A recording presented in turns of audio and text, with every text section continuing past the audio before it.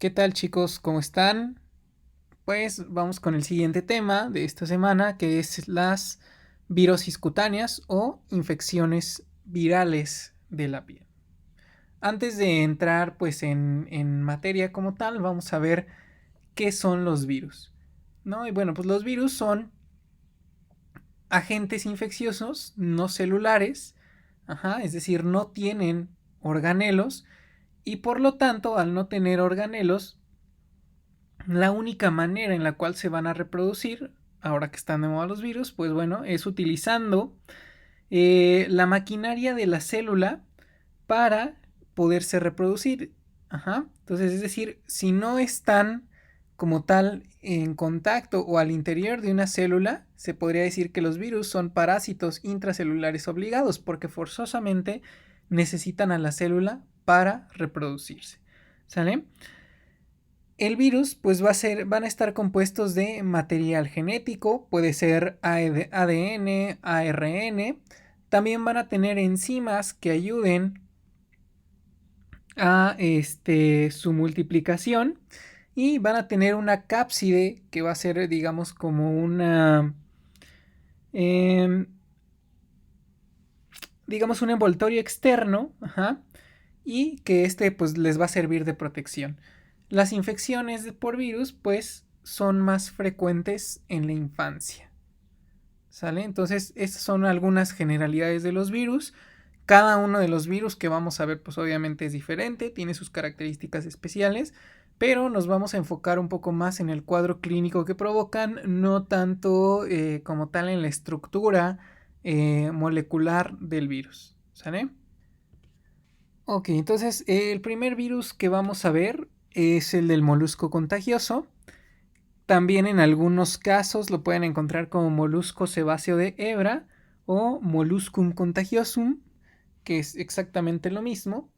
Y bueno, el molusco contagioso va a ser una dermatosis benigna ocasionada por un poxvirus y es autoinoculable y transmisible.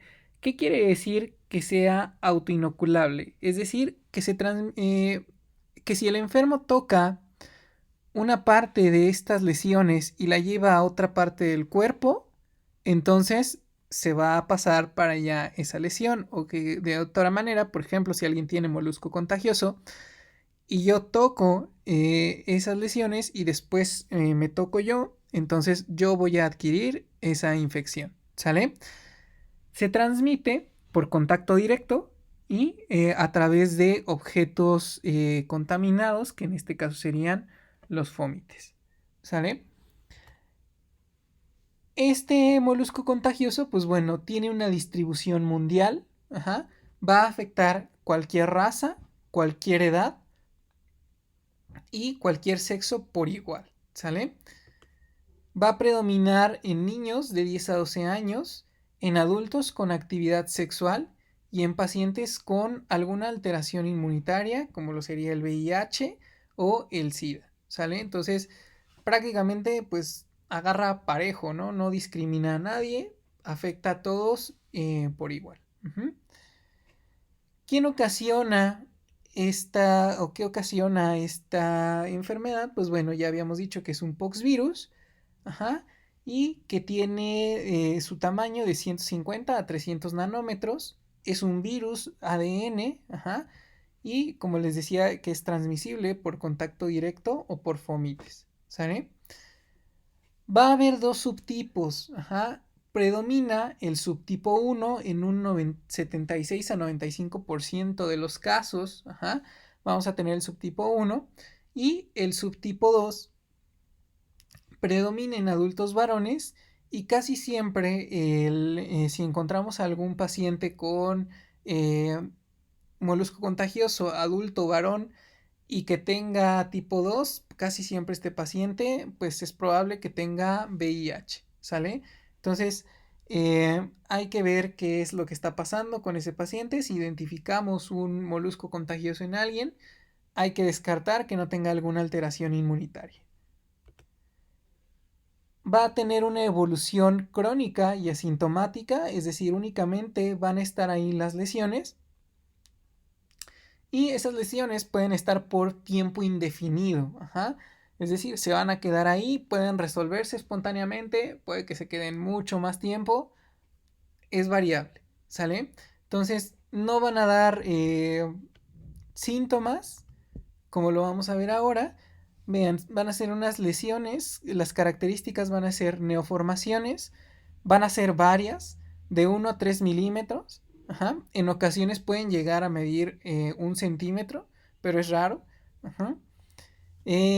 Semiesféricas, van a ser duras, van a estar umbilicadas y ya sea que sean del color de la piel, ajá, que sean un poquito más rosas o pueden llegar incluso a ser grisáceas, ¿sale?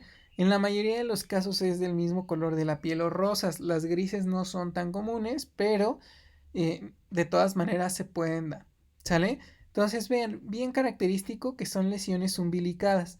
Vean aquí las imágenes que tenemos, ajá. Entonces, ¿cómo se agrupan estas lesiones? Si se fijan en la primera imagen, la que está a la izquierda de su pantalla, es un bebé, ¿no? Entonces vean ahí, habíamos dicho que afectaba a niños primordialmente, y vean entonces ahí las lesiones, y vean la imagen del lado derecho, ahí se puede ver perfectamente cómo están umbilicadas esas lesiones, vean el color, ¿no? Un poquito más rosadito, del color de la piel, y entonces vean ahí cómo tienen al centro una pequeña depresión, que sería lo que dice que está umbilicada la lesión, ¿sale? Clínicamente, ¿cómo se va a presentar? Bueno, este virus tiene un periodo de incubación de hasta 50 días, ¿sale?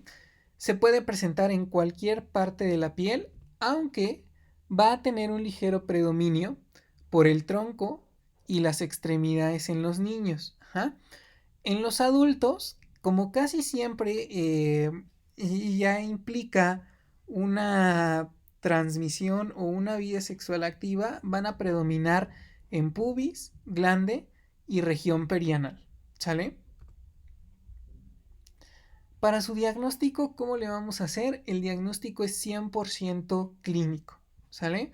Entonces de ahí la importancia de identificar bien las características de las lesiones para que no vayamos a tener un error de diagnóstico, ¿sale? Entonces el diagnóstico que se haga es 100% clínico.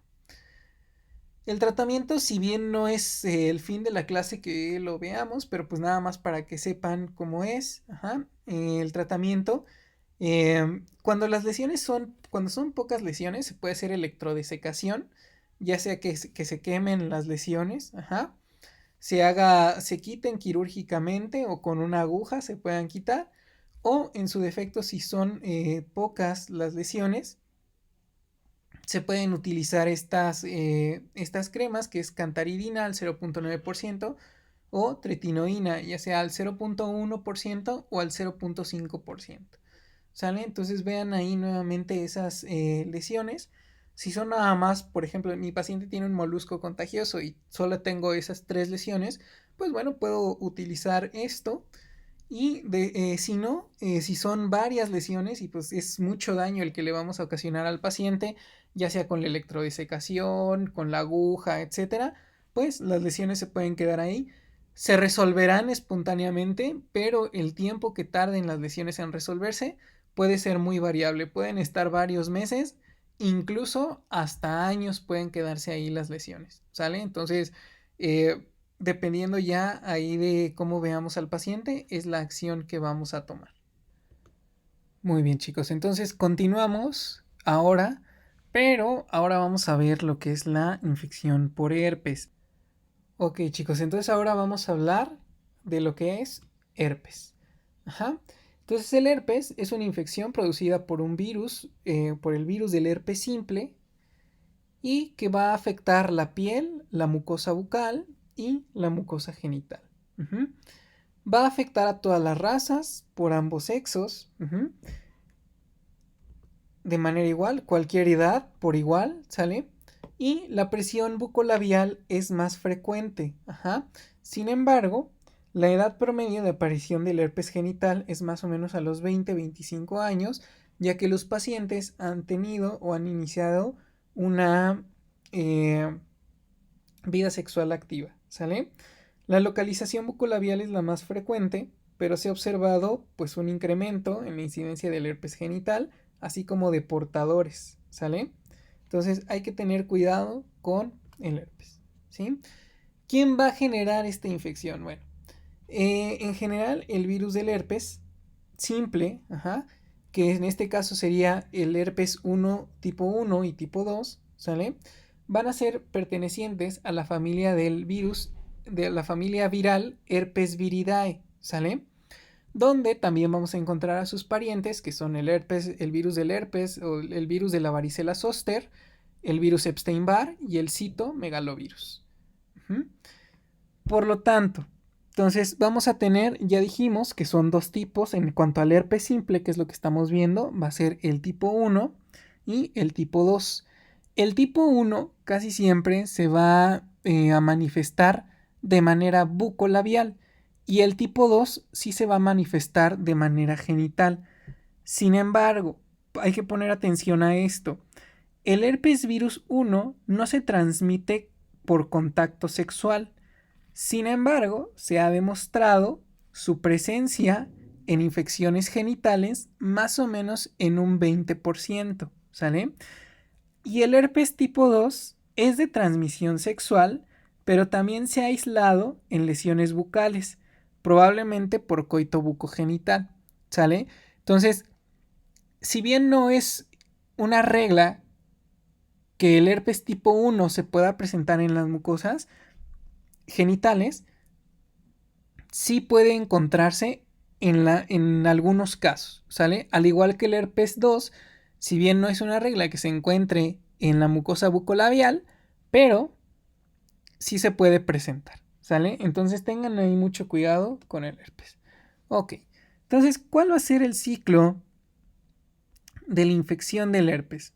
O sea, ¿cómo es que se va a dar esta infección? Bueno, esta infección se va a manifestar primero en tres fases. Una fase de infección, una fase de latencia y una fase de transformación celular.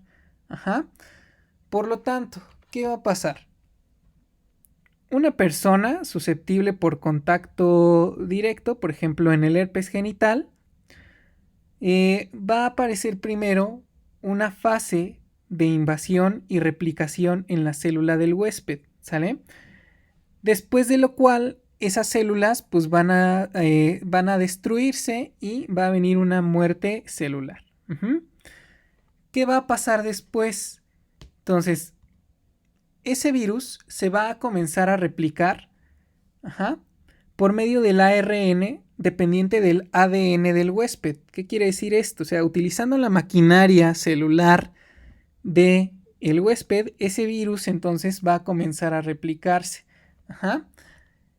Luego, ese virus, utilizando las vías extra e intracelular, en un proceso que se completa más o menos en 5 a 6 horas, se va a extender por los nervios sensoriales hasta llegar a los ganglios neuronales, ¿sale? Entonces, con esto tenemos que el herpes es un virus neurotrópico, y si bien no se conoce con exactitud el mecanismo de reactivación, casi siempre se ha propuesto que pues, es un virus oportunista. Casi siempre el herpes se manifiesta después de un cuadro febril, ya sea de estrés físico o emocional, de alguna menstruación, algún golpe, calor, etc. No hay un mecanismo que nosotros digamos, bueno, o sea, ya tengo el virus está guardado en los ganglios neuronales, pero ¿qué es lo que hace que se reactive? Pues cualquiera de estos factores que acabamos de mencionar, ¿sale? Entonces, una vez que se reactive ese virus, viene la fase, es decir, al alcanzar los ganglios neuronales se queda en latencia y una vez que viene alguno de estas condiciones que van a hacer que el virus se manifieste, entonces ahí viene ya la fase de transformación celular, que es esta cuestión de ya observar directamente las lesiones. ¿Cómo vamos a clasificar Entonces, al herpes, habíamos dicho, tipo 1, herpes labial, gingivoestomatitis, herpética, es decir, que también puede dar en lo que es las encías. Ajá. El tipo 2, herpes genital, y el tipo 3, otras, como ya lo habíamos visto. ¿Sale? ¿Cómo se va a presentar el herpes? Bueno, 50-75% de los pacientes van a tener algo que se llama síntomas premonitorios. ¿Qué quiere decir estos síntomas premonitorios? Estos síntomas premonitorios van a dar al paciente eh,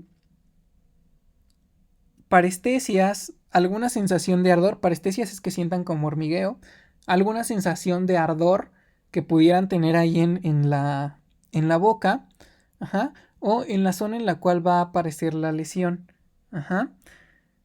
Entonces las lesiones se van a caracterizar por una o varias vesículas agrupadas en racimos sobre una base eritematosa, es decir, sobre una base roja, y que a veces se transforman en pústulas. Ajá. Una vez que se han hecho pústulas, se van a presentar ulceraciones, costras, acompañadas de ardor o prurito leve. Y que van a desaparecer más o menos en 1 o 2 semanas. Ajá. El herpes labial, vean, se presenta en el límite de la piel y las mucosas y puede acompañarse de alguna otra manifestación como lo es el eritema polimorfo y que estas que puede aparecer 7 a 10 días después de la reactivación. ¿Sale?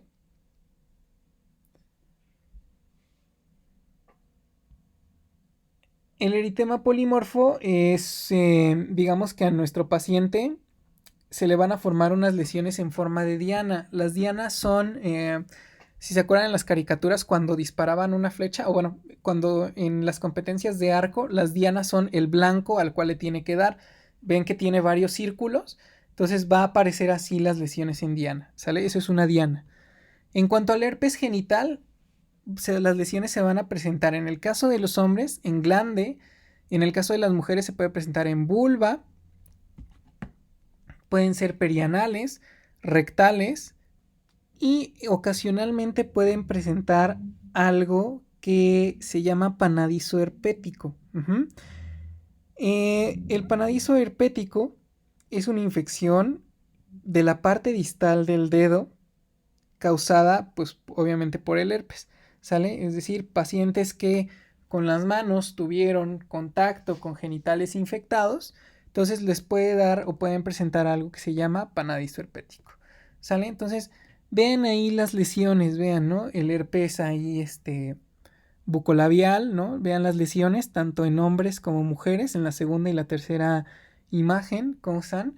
Las lesiones van a generar mucho ardor. Los pacientes va a ser de lo que más se van a quejar. Es un ardor bastante intenso, sobre todo en lo que son áreas genitales. ¿Sale?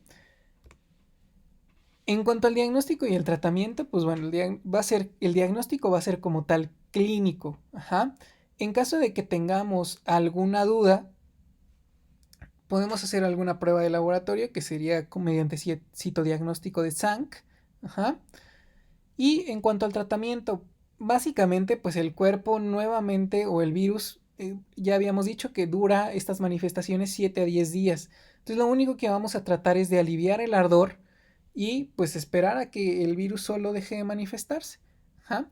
Entonces se puede poner, si son casos leves o por ejemplo en los labios, se puede poner subacetato de plomo o subacetato de aluminio. Se puede poner también óxido de zinc. Y si de plano mi paciente, o sea, tiene una infección o la manifestación del virus es muy fuerte, tiene toda la boca llena de fuegos, incluso vaya una gingivoestomatitis, ¿no? O sea, las encías también las tiene ahí todas llenas de fuegos. Entonces podemos darle aciclovir, ya sea 200 miligramos 5 veces al día por 5 a 10 días. O también existe el esquema de dar 400 miligramos 3 veces al día. Les repito, el tratamiento es nada más para que lo sepan, no es el objetivo de la clase y por eso lo vemos así de manera superficial, ¿sale?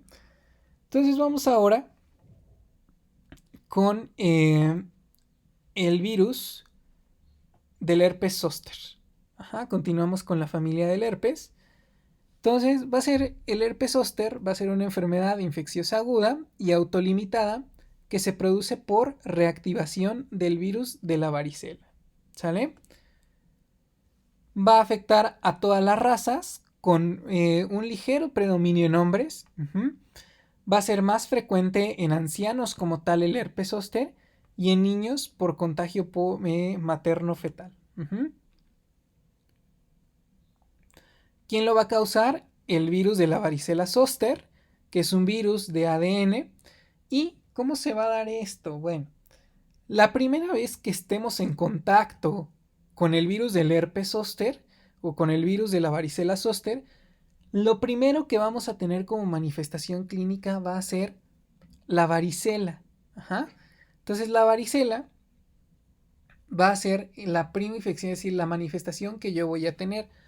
Una vez que se resuelve esta infección, habíamos dicho que al ser un familiar o al pertenecer a la familia Herpes viridae, entonces estos virus van a ser neurotrópicos, es decir, se van a guardar en los ganglios neuronales y ahí va a permanecer latente, en este caso en los ganglios espinales, ¿sale? Ahí se queda el virus guardado y que este virus va a aprovechar pues alguna oportunidad que tenga bajo alguna cuestión, como habíamos visto, de estrés, etcétera, en algún paciente. Pero hay que tener más cuidado, sobre todo con el herpes zóster. ¿Por qué? Porque este herpes zóster casi siempre se presenta, a diferencia del herpes simple, el herpes zóster se presenta cuando hay problemas con el sistema inmunológico. Paciente que tenga herpes zóster y que sea un paciente joven, es decir, si es un adulto joven, ese paciente tiene VIH hasta no demostrar lo contrario, ¿sale? Entonces tenemos que tener mucho cuidado en el abordaje de los pacientes con herpes zóster, y si ustedes llegaran a ver un paciente con este padecimiento, que sea un paciente joven o una paciente joven en edad reproductiva, todo eso, hay que hacerle un panel viral. Descartar la presencia de VIH. ¿Cómo se va a presentar entonces? ¿Cómo yo me voy a dar cuenta de que mi paciente tiene herpes zóster?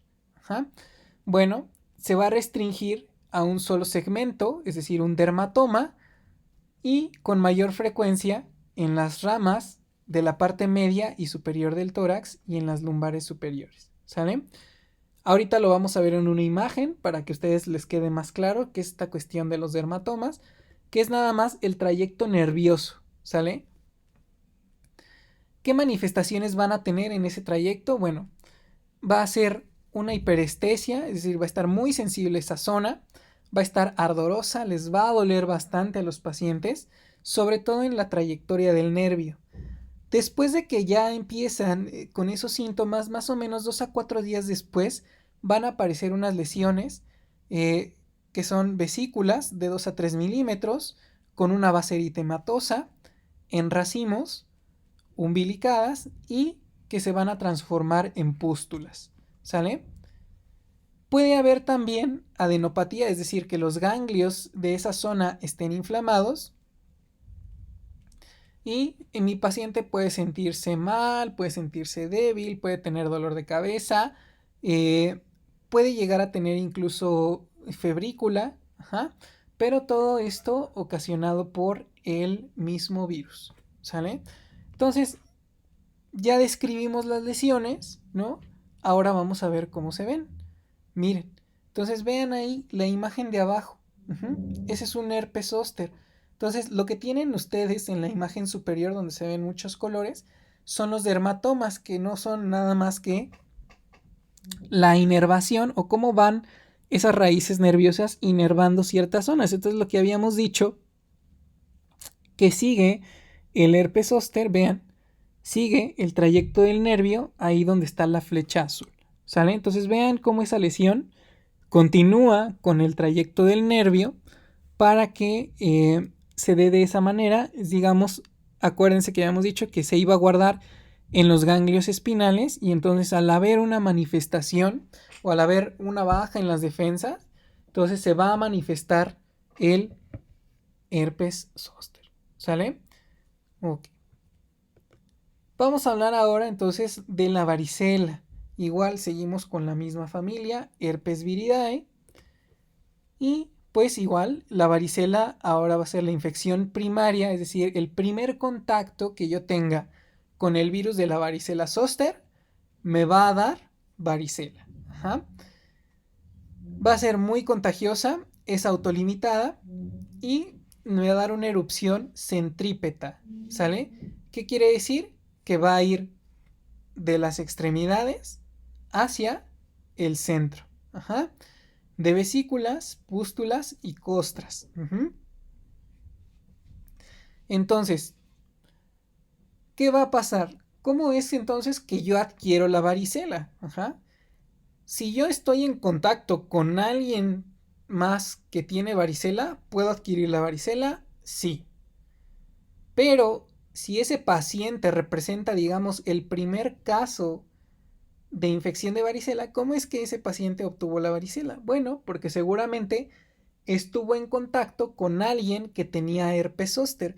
Si ese niño, ese pacientito pequeño, su abuelito, su abuelita, alguno de sus tíos ya grande tiene herpes zóster y a él no le ha dado varicela, entonces la primera manifestación que va a tener ese niño es la varicela.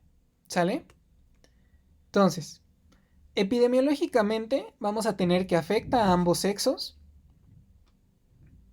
pero principalmente en niños. Niños se refiere aquí a grupo de edad, ¿sale? De 2 a 10 años en el 90%, ¿sale? En el caso de algunos pacientes que sí pueden llegar a ser muy susceptibles, sí se puede llegar a complicar con neumonía. Ajá, entonces hay que tener cuidado. Sobre todo, por ejemplo, los pacientes son muy dados a hacer como estas fiestas de varicela, ¿no? Les llaman. Pues ya le dio a uno, pues tráete a todos. No sabemos qué tan susceptible o si hay alguna condición que pueda ser más susceptible a a los demás niños, ¿sale? Entonces, nunca falta, ¿no? Ya le dio varicela, órale, pues tráete a todos los sobrinos para que no les ha dado. Y chin, resulta que pues uno de ellos, uno o dos de los sobrinos, pues sí les va bastante mal con la varicela. ¿Sale? Entonces hay que tener cuidado con eso. En su etiología, pues bueno, ya habíamos visto el virus de la varicela zoster.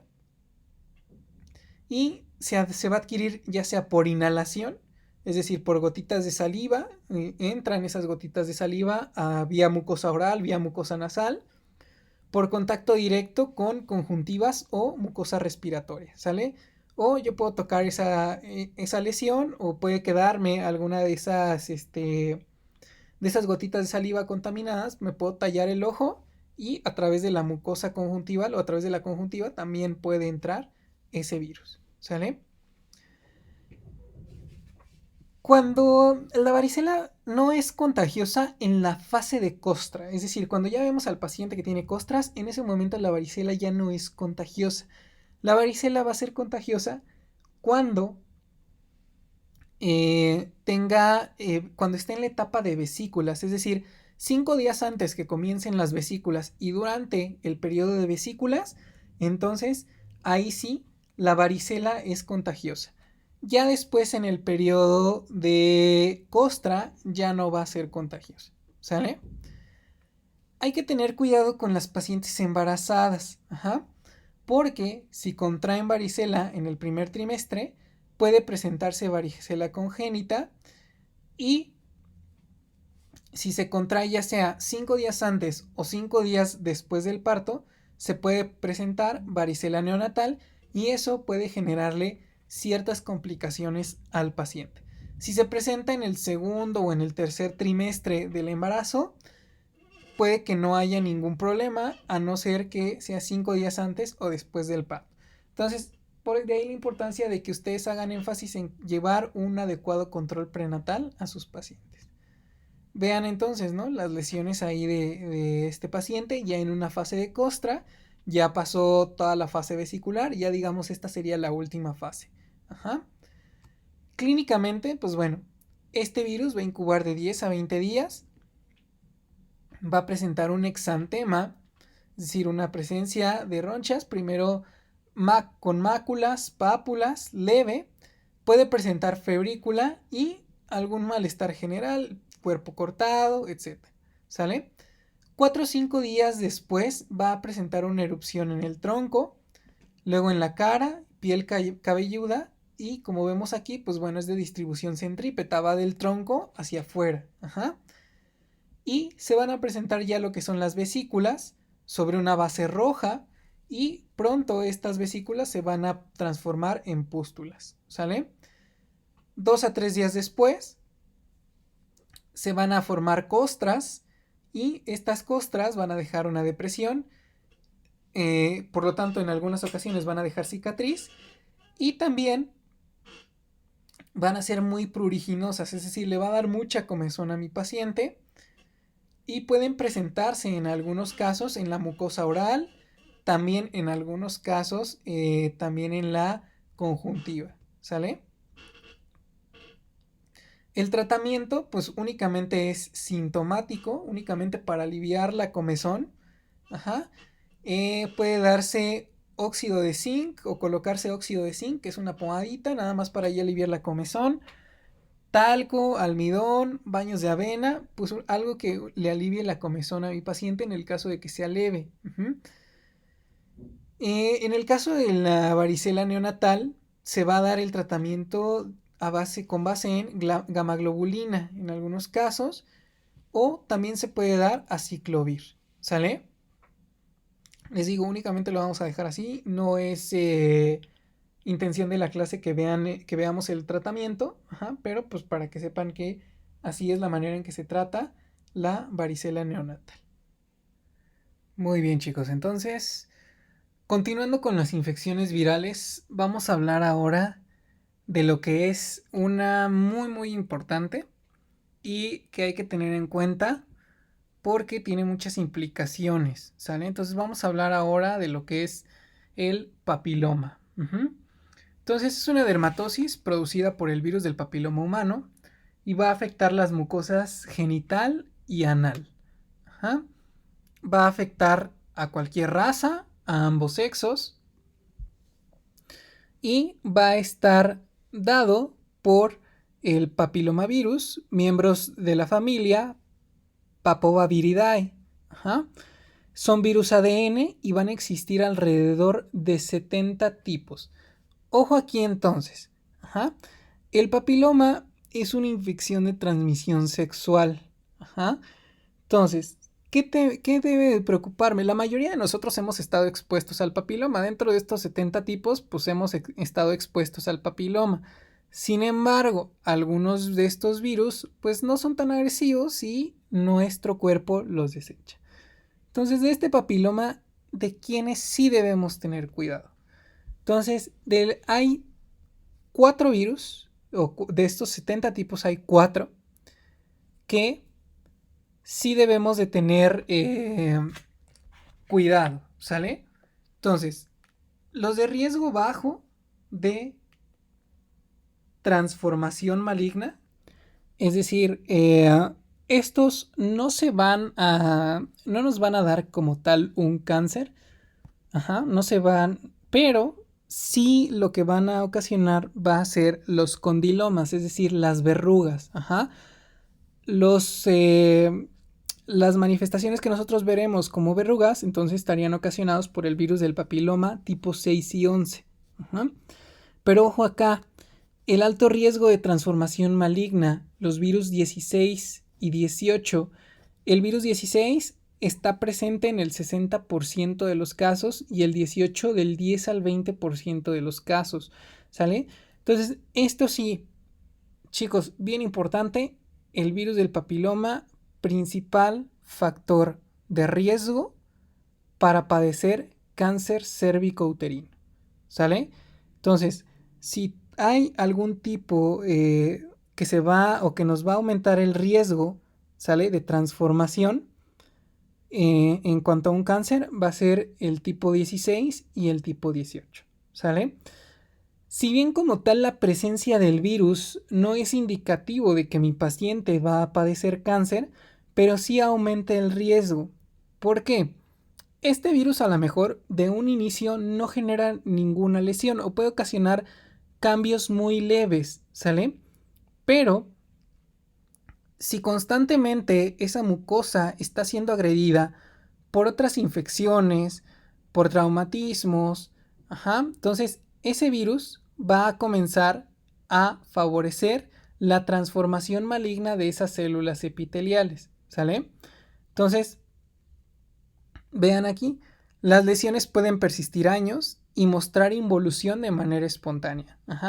Es decir, si yo tengo virus o si mi paciente tiene virus del papiloma humano, puede que esas lesiones se conviertan en un cáncer, dependiendo obviamente del tipo de virus, del número del cual estemos hablando. Si es tipo 16 y 18, puede que se conviertan o puede que no. ¿De qué va a depender? Si hay otros factores que estén favoreciendo esos cambios, ¿sale?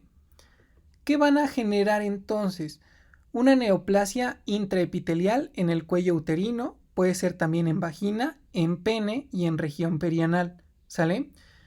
Y tengan aquí mucho cuidado, En algunos hombres no hay manifestaciones clínicas para ninguno de los 4 que hemos visto, ¿sale? Entonces los hombres en ocasiones solo son portadores de este virus, Por lo tanto, no saben si o no sabemos si en este caso este paciente puede estar contagiando a más personas, ¿sale? De ahí, pues la importancia de utilizar protección, ¿sale? Vean entonces cómo se va a ver una neoplasia intraepitelial. Si ustedes comienzan, vean, ese es el cervix, lo que estamos viendo ahí. Es el cervix. Y si ustedes observan ahí donde dice normal, vean, es una mucosa lisa, sin alteraciones. Y luego vean, vamos bajando y vamos a suponer que esta paciente primero está así normal, adquiere la infección por el virus del papiloma humano y luego vamos bajando hacia la parte inferior izquierda y vean cómo comienza a tener alteraciones ese cervix. Todavía ahí la podemos clasificar dentro de bajo grado, una neoplasia, una lesión intraepitelial de bajo grado.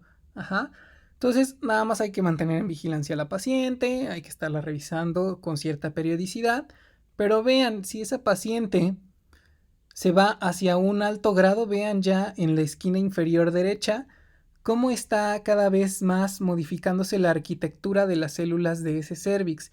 Y finalmente en la esquina superior derecha ya el cáncer cervicuterino como tal ya ahí manifestado. De aquí la importancia también de que ustedes como personal de salud y sobre todo que la mayoría en este caso son enfermeras y que van a hacer el primer contacto con el paciente o con la paciente en este caso, le indiquen que por favor se haga el Papá Nicolau. Bien importante, si yo detecto esta lesión como una lesión de bajo grado, entonces puedo darle tratamiento a mi paciente y puedo mantenerla bajo vigilancia y evitar en un futuro que esa lesión sea cáncer, ¿sale? Entonces, siempre insístanles en hacerse el Papá Nicolau. El Papá Nicolau como tal no va a poder observar el virus del papiloma, o sea, pero sí va a poder observar las lesiones que hay y qué tan avanzadas están como para decir es una paciente que tiene un alto riesgo de padecer cáncer o un bajo riesgo de padecer cáncer, ¿sale? Entonces, en las mujeres, ¿qué va a afectar? Bueno, puede afectar vulva, labios mayores y menores, el área perineal, el ano, el recto, también las ingles, en algunos casos las axilas y los pliegues interdigitales. En cuanto al caso de los condilomas, ¿sale? En el hombre, el surco balano prepucial, el frenillo, el prepucio y el meato urinario. Y al igual que en la mujer, también el periné, el ano, recto, ingles, axilas y los pliegues interdigitales. ¿Cómo van a ser las lesiones? Bueno, las lesiones son vegetantes, de superficie granulosa, húmedas, blandas, del color de la piel y pueden ser rosas o grises. Sésiles, perdón, ahí es sésil con I, la segunda E es con I. es una I, perdón, sésiles o pediculadas, ¿sale? ¿Qué quiere decir esto? Que tengan mmm, como los honguitos que tienen un piecito, eso quiere decir pediculadas, ¿sale? Y puede haber algunas que sean puntiformes, pero pueden crecer produciendo masas de gran volumen con aspecto de coliflor, ¿sale? Estas lesiones son crónicas, persisten, rara vez duelen y son infectantes en un 75% de los casos, ¿sí? Así que tengan cuidado cuando vean esto, ¿sale? Entonces vean ahí cómo está afectado el meato urinario en el caso de los hombres y vean ahí la vagina cómo está afectada en el caso de las mujeres, ¿sí?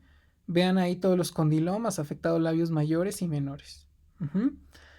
¿Cómo vamos a hacer el diagnóstico? Bueno, el diagnóstico va a ser clínico, pero si quedara alguna duda podemos hacer una reacción en cadena de la polimerasa, una hibridación del ADN o ELISA, ¿sale? El tratamiento puede ser una destrucción física con citotóxicos como la podofilina 1 o 2 veces por semana, o si son lesiones muy grandes como las que vimos, ¿no? Puede ser la electrodesecación o intervención quirúrgica o láser también de dióxido de carbono, ¿sale? Son intervenciones ya muy específicas que hacen dermatólogos, que hacen cirujanos estéticos, plásticos, pero bien importante, sobre todo de esto, la prevención. Utilizar protección durante las relaciones sexuales, utilizar un método de barrera, para que mi paciente no contraiga alguna infección, ¿sale? Entonces, chicos, hasta aquí la clase de infecciones virales de la piel. Estamos en contacto. Cualquier cosa, me avisan. Saludos.